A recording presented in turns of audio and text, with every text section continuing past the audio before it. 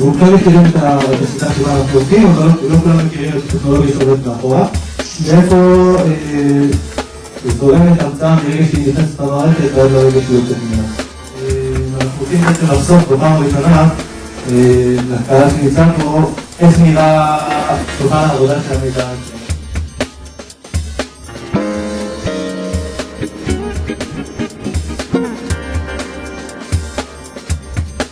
וזה הדוח כבר מוכן, עם התמונות, עם כל הפטנטים, עם התקציבים שלהם, עם המספרים, עם הכישורים, ולא להתעסק בכלל בעניין התצוגה, לא בעיצוב, לא בשום דבר שקשור לעבודה שהיא לא חיפוש.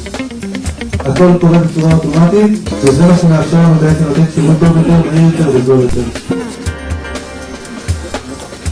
ברגע זה יוצא לדוח, קשה מאוד להבין את זה למי שלא מציג בתחום, אבל מי שמציג בתחום מבין שנחסכות פה המון שעות עבודה.